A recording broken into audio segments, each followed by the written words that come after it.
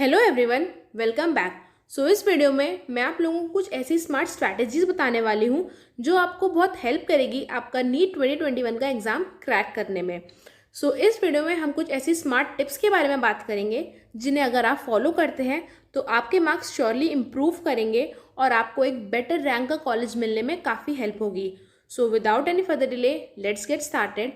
And yeah, if you are new to my channel, then please subscribe to my channel and hit the notification bell icon so that you don't miss out any such kind of videos. ये मैंने एक छोटा सा chart sort of बनाया है जो आपको motivate करने में हेल्प करेगा कि अगर आप थोड़ी सी अभी पढ़ाई कर लेते हैं कुछ टाइम के लिए तो आप एक वेल रिनोन डॉक्टर बन सकते हैं। आप अच्छे कॉलेज में एडमिशन लेके काफ़ी अच्छा डॉक्टर बन के अच्छा अर्न भी कर सकते हैं। आप अपने रिसर्च सेंटर्स भी खोल सकते हैं। आप सर्जन बनना चाहें तो आप सर्जन भी बन सकते हैं। एक छोटा सा फ्लो चार्ट है जो आपको हेल्प करेगा मोटिवेट होने में। तो उसके बाद हम अपने जो हमारा आज का टॉपिक है जो स्ट्रैटेजीज़ हैं उस पर आ जाते हैं।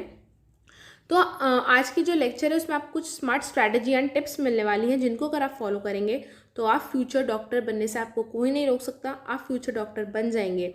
और ये देखिए मैं यहाँ पे एक छोटा सा कार्टून मैंने बनाया है कि मैंने पिक्चर लगाई है जो कितना कॉन्फिडेंट डॉक्टर है। और या फिर आपको जो आप वाइट कोट होगा, आपका जो स्टेथोस्कोप है वो आप लोगों से कोई नहीं छीन सकता। जस्ट आपको अभी थोड़ी सी मेहनत कर लेनी है। ठीक है, तो हम अपनी स्ट्रैटेजीज़ की तरफ बात करते हैं। सबसे जो फर्स्ट मोस्ट इम्पॉर्टेंट स्ट्रैटेजी है that is to read NCERT. NCERT आपके नीट एग्ज़ाम के लिए समझ लीजिए होली बुक है। आप हम बोल सकते हैं आपकी जो बाइबल बुक होती है, बाइबल है। एनसीईआरटी बहुत ज़्यादा इंपॉर्टेंट हो जाती है। बायो में तो एनसीईआरटी आप जितना ज़्यादा से ज़्यादा हो सके तो आप 3 to 4 टाइम्स भी अगर हो सके तो आप रीड कीजिए। जितना ज़्यादा हो सकता है बायो में एनसीईआरटी रीड कीजिए। And same is for the chemistry and physics also. लेकिन केमिस्ट्री में स्पेशली मैं आपको बोलूँगी कि स्पेशली आप इनऑर्गेनिक वाले पार्ट के लिए केमिस्ट्री में ज़्यादा एनसीईआरटी पर फोकस कीजिए। और बाकी पार्ट क्योंकि न्यूमेरिकल्स हो गए फिजिकल में या ऑर्गेनिक में जो क्वेश्चंस होते हैं आप क्वेश्चन प्रैक्टिस कीजिए। लेकिन एनसीईआरटी को फॉलो एक बार करना, रीड करना बहुत इंपॉर्टेंट हो जाता है। लोग सोचते हैं कि जो फिजिक्स होती है उसमें हमें एनसीईआरटी से क्या पढ़ना, लेकिन जो इसमें जो ब्लू वाले बॉक्सेस होते हैं पॉइंट्स टू रिमेंबर वाले वो बहुत इंपॉर्टेंट होते हैं। इसलिए फिजिक्स की भी एनसीईआरटी आपको नहीं छोड़नी है। और बायो और केमिस्ट्री में तो NCERT is very must and very very very very important. ठीक है, उसके बाद हम अपनी नेक्स्ट स्ट्रैटेजी की तरफ चलते हैं जो कि है मेक बायोलॉजी स्ट्रॉन्ग। आपको जो नीट एग्ज़ाम होता है आपका वो आपको पता ही होगा 720 मार्क्स का होता है, जिसमें से हमारी जो 360 मार्क्स की होती है सिर्फ बायो होती है। मतलब ये जो 50% है हमारी सिर्फ बायोलॉजी होती है। तो इसको आपको स्ट्रॉन्ग करने की बहुत ज़्यादा इंपॉर्टेंस है क्योंकि जितना पार्ट आपका केमिस्ट्री और फिजिक्स मिलके बनाएंगी अकेले उतना बायो ही कवर करती है। और बायो की सिर्फ 2 बुक हैं एनसीईआरटी की, ओनली 2 बुक्स। आप इजीली उन्हें रीड कर सकते हो। आप थोड़ा मगअप करिए, आप समझिए, आपको जैसे करना है कीजिए। लेकिन बायोलॉजी स्ट्रॉन्ग करना इज़ वेरी वेरी इंपॉर्टेंट अगर आपको नीट क्रैक करना है या आपको 720 में से 650 प्लस लाने हैं, जो भी आपका टारगेट है उससे फॉलो करने के लिए बायोलॉजी को स्ट्रॉन्ग करना again is very very important. ठीक है, तो आई होप आप लोगों को ये स्ट्रैटेजीज़ आप फॉलो करते जाएंगे, करेंगे। एंड मुझे कमेंट सेक्शन में बताइएगा कि आपको सबसे ज़्यादा अच्छी स्ट्रैटेजी कौन सी लगी, या अगर आप इनके अलावा भी कुछ और फॉलो करते हैं तो please do mention me in the comment section. तो हम बात कर लेते हैं अपनी थर्ड स्ट्रैटेजी जो कि है रिवाइज। कोई भी एग्ज़ाम होता है, भले वो नीट का हो, वो आईआईटी लेवल का हो या किसी भी और फील्ड का हो, revision is very important and revision is very must. Revise करना बहुत ज़्यादा इंपॉर्टेंट है।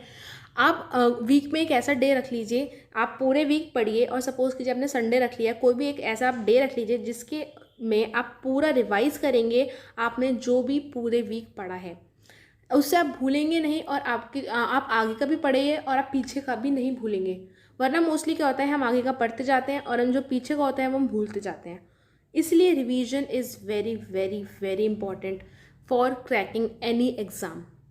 ठीक है, तो ये थी हमारी थर्ड स्ट्रैटेजी। उसके बाद coming on to the fourth strategy. हमारी जो फोर्थ स्ट्रैटेजी है दैट इज़ टू फोकस। आपको जो आपका गोल है या फिर बोलें जो आपका एम है उस पर आपको फोकस्ड रहना है। देखो यार, थोड़े से टाइम की बात है, मैं ज़्यादा कोई भाषण नहीं दे रही हूँ। मैं कोशिश करूँगी आपको जो मैं बोलना चाह रही हूँ आपको समझ आए। थोड़े से टाइम की बात है, जो आपका एम है आप उस एम पर रहिए। You stay focused on your goal, क्योंकि आप थोड़ी सी स्टडी कर लो, अगर अभी आप थोड़ी मेहनत कर लोगे तो आपको फ्यूचर डॉक्टर बनने से कोई नहीं रोक सकता। ठीक है, तो आपको फोकस्ड रहना बहुत ज़्यादा इंपॉर्टेंट है। जो भी बाकी के काम हैं आपके हो जाएंगे, बाद में हो जाएंगे। फिलहाल you have to focus on your aim. जो आपका एम है या फिर जो आपका गोल है, आपको उस पर फोकस्ड रहना ही रहना है। ठीक है, उसके बाद coming on to the next strategy, to have confidence. Mostly क्या होता है, जब आप लोग पढ़ना स्टार्ट करते हैं, इनिशियली आप लोग फर्स्ट चैप्टर होंगे, कुछ स्टार्टिंग के जो चैप्टर्स होते हैं आप बहुत अच्छे से पढ़ते हैं, मतलब आप बहुत ज़्यादा ही अच्छे से पढ़ते हैं। आपको के अंदर क्या होता है, जोश होता है शुरू में पढ़ने का। लेकिन जैसे जैसे टाइम आगे बढ़ता जाता है, जो आपको जो गोल होता है आप उसे भूलने लग जाते हैं, और आपका जो जोश होता है वो कहीं ना कहीं डाउन होने लग जाता है। तो वो आपको नहीं करना है, आपको फोकस्ड रहना है जैसा मैंने पहले बोला, और आप अपने अंदर कॉन्फिडेंस रखिए। क्यों नहीं होगा आप लोगों से, you have to be confident enough. जो लोग क्रैक करते हैं, या जो लोग जिन लोगों के 650 प्लस आते हैं, या 650 प्लस भी नहीं, जिन लोगों के अच्छे मार्क्स आते हैं, मैं ये बोलूँगी वो भी तो आप लोग जैसे ही इंसान हैं। वो भी आप लोग जैसे ही 11th-12th क्लास को क्रॉस करते हैं, आप लोग जैसे ही होते हैं। उनके पास भी 24 आवर्स होते हैं एक दिन के अंदर। तो वो लोग भी अगर कर सकते हैं तो आप क्यों नहीं कर सकते। आपको ये सोचना है कि why can't I do this. तो आपको अपना जो कॉन्फिडेंस लेवल है उसे डाउन नहीं होने देना है। अगेन यहाँ पे मैं बोलूँगी कि ओवर कॉन्फिडेंस आपको नहीं रखना है, लेकिन कॉन्फिडेंस आपके अंदर होना चाहिए।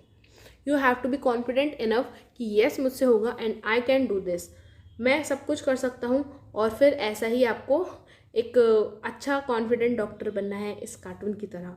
ठीक है, तो ये थी हमारी कुछ आज की स्ट्रैटेजीज़। आई होप आप लोगों को अच्छी लगी होंगी, और आप इन्हें डेफिनेटली फॉलो करोगे, और आपके जो मार्क्स होंगे वो इम्प्रूव होंगे।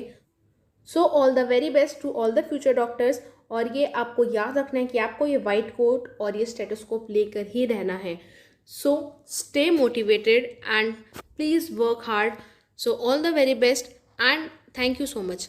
सो अगर आपको ये वीडियो अच्छी लगी हो तो प्लीज़ वीडियो को लाइक करना and subscribe to my channel and share this video among your friends, जिन्हें ऐसी मोटिवेशन की, ऐसी स्ट्रैटेजीज़ की ज़रूरत है, जो आप जैसे ही लोग हैं।